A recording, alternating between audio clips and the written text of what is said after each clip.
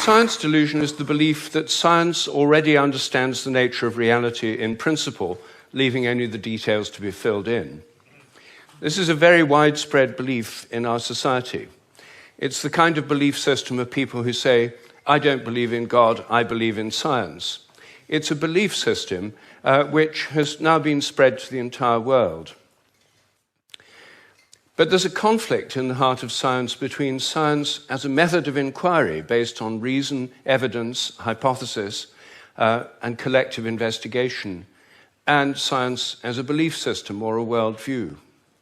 And unfortunately, the worldview aspect of science has come to inhibit and constrict the free inquiry, which is the very lifeblood of the scientific endeavor. Since the late 19th century, science has been conducted under the aspect of a belief system or worldview, which is essentially that of materialism, philosophical materialism.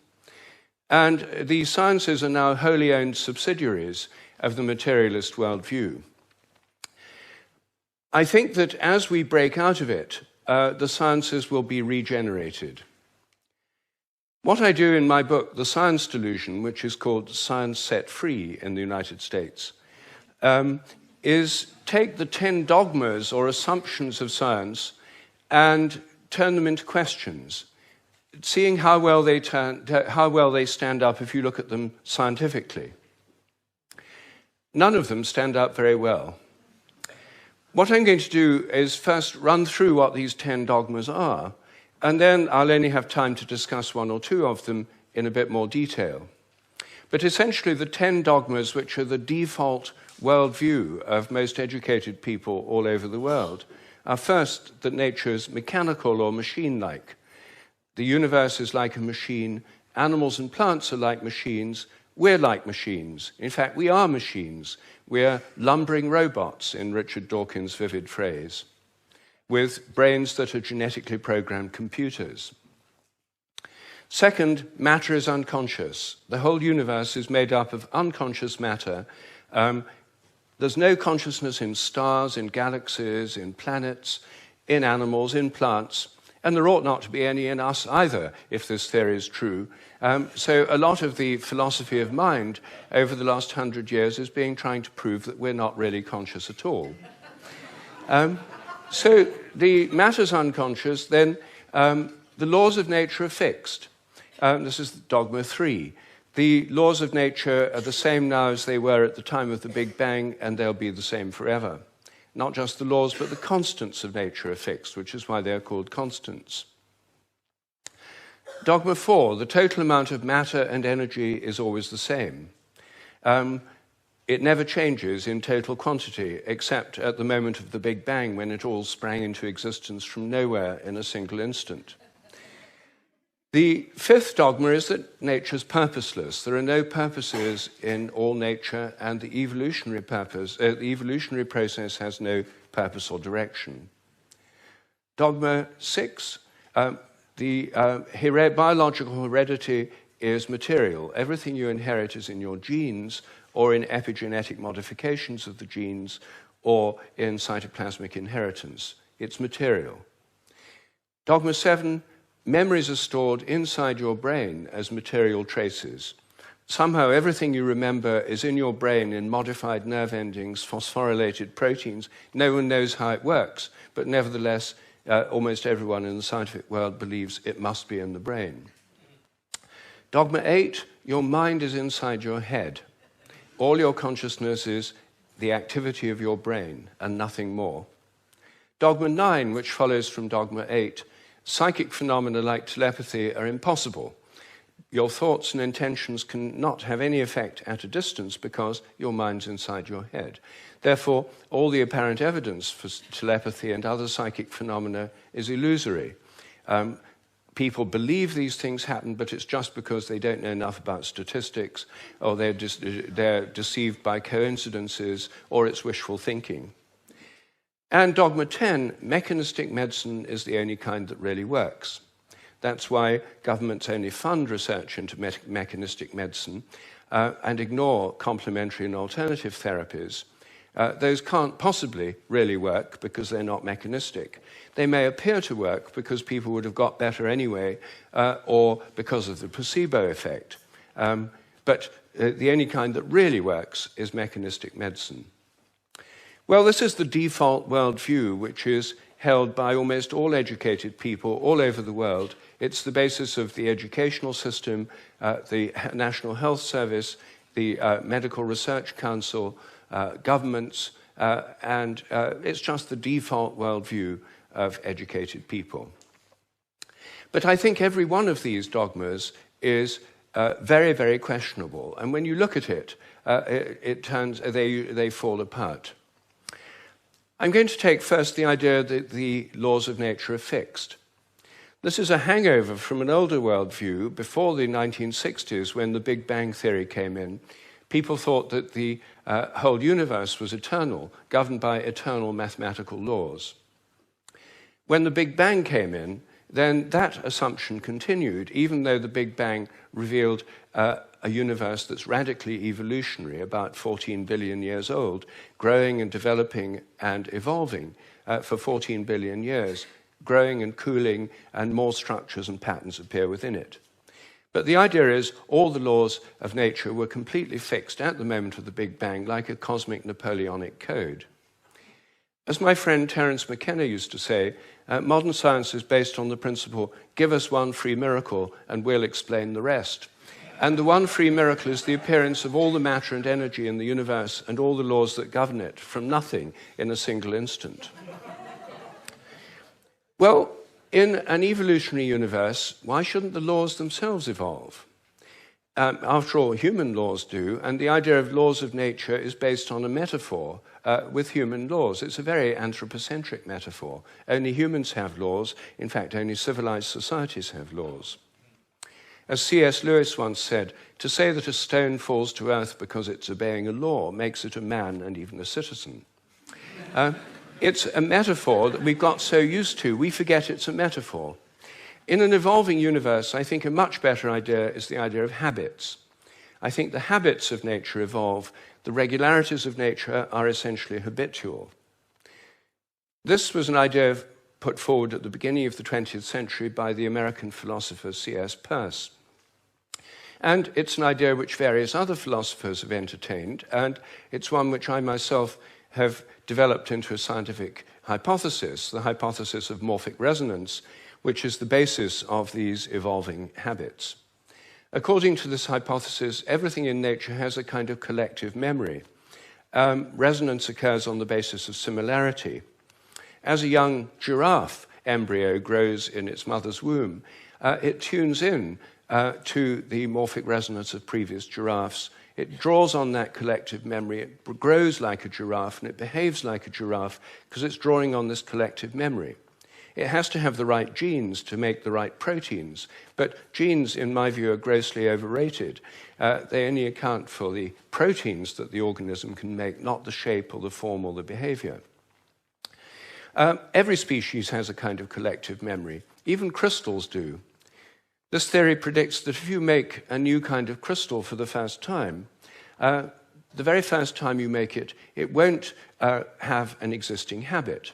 But once it crystallizes, then the next time you make it, there'll be an influence from the first crystals to the second ones all over the world by morphic resonance. It'll crystallize a bit easier. The third time, there'll be an influence from the first and second crystals. There is, in fact, good evidence that new compounds get easier to crystallize all around the world, just as this theory would predict.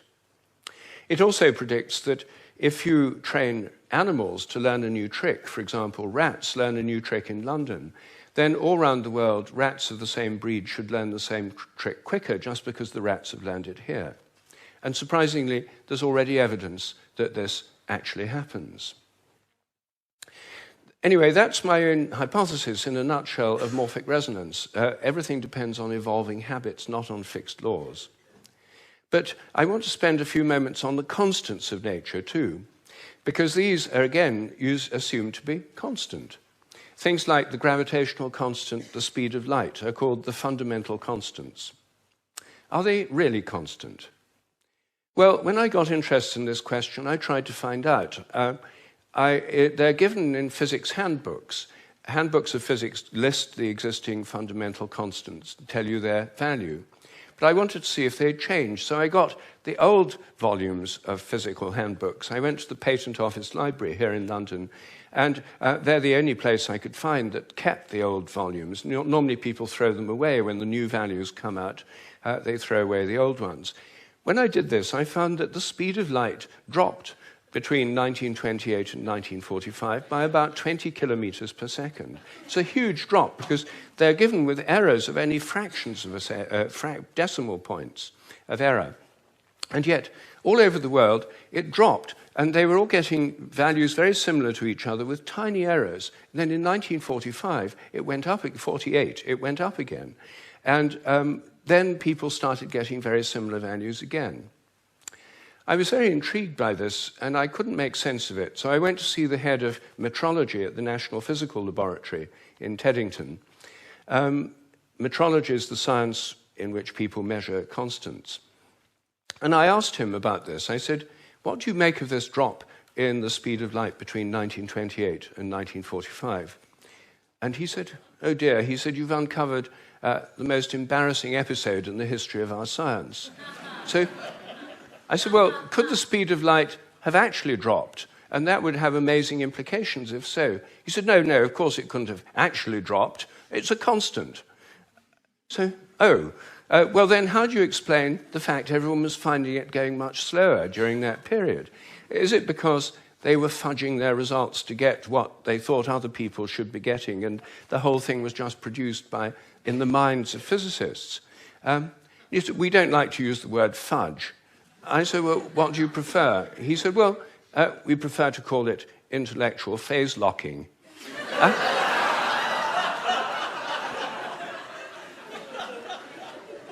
So I said, well, if it was going on then, how can we be so sure it's not going on today?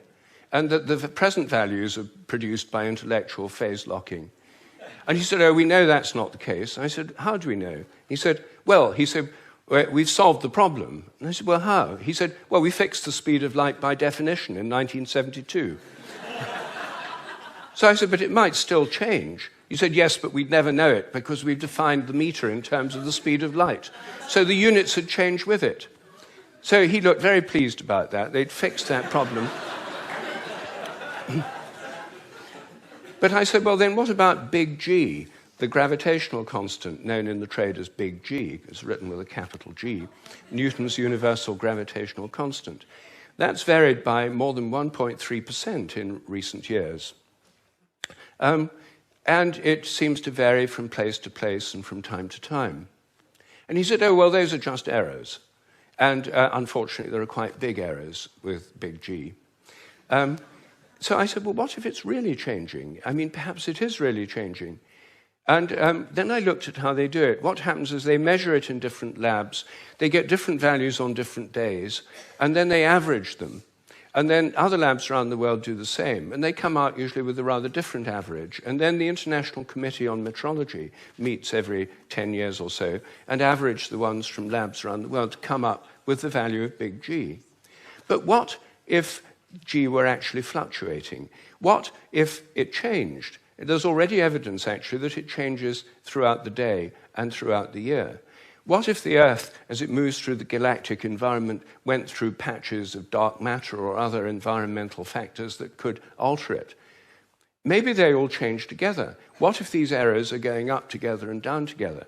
For more than 10 years, I've been trying to persuade metrologists to look at the raw data. In fact, I'm now trying to persuade them to put it online on the internet with the dates and the actual measurements and see if they're correlated, to see if they're all up at one time, all down at another. If so, they might be fluctuating together, and that would tell us something very, very interesting. But no one has done this. They haven't done it because G is a constant. There's no point looking for changes. You see, here's a very simple example of where a dogmatic assumption actually inhibits inquiry. I myself think that the constants may vary quite considerably, within narrow limits, but they may all be varying. And I think the day will come when scientific journals like Nature have a weekly report on the constants, like stock market reports in newspapers. You know, this week big G was slightly up, the charge on the electron was down, the speed of light held steady, and so on. That's one area, just one area where I think thinking less dogmatically could open things up. One of the biggest areas is the nature of the mind. This is the most unsolved problem, as Graham just said, that science simply can't deal with the fact we're conscious.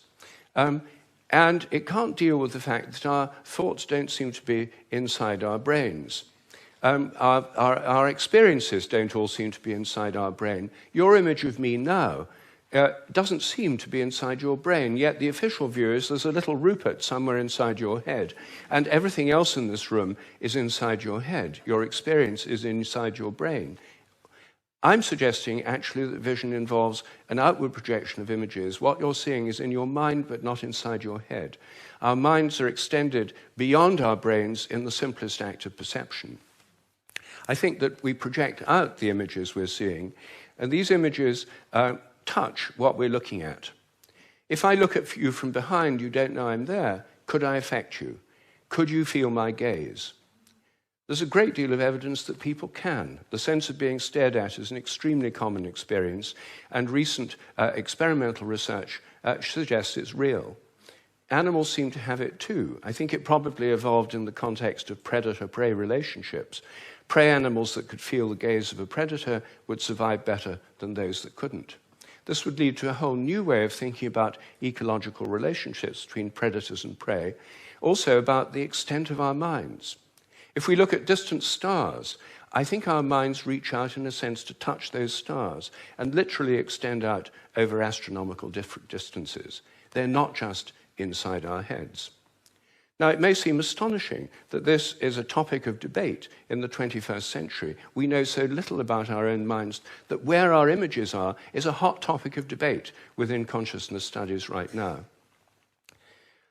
I don't have time to deal with any more of these dogmas, but every single one of them is questionable. If one questions it, new forms of research, new possibilities open up. And I think as we question these dogmas that have held back science so long, science will undergo a reflowering, a renaissance. I'm a total believer in the importance of science. I've spent my whole life as a research scientist, my whole career.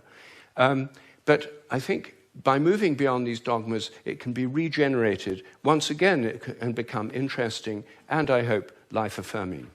Thank you.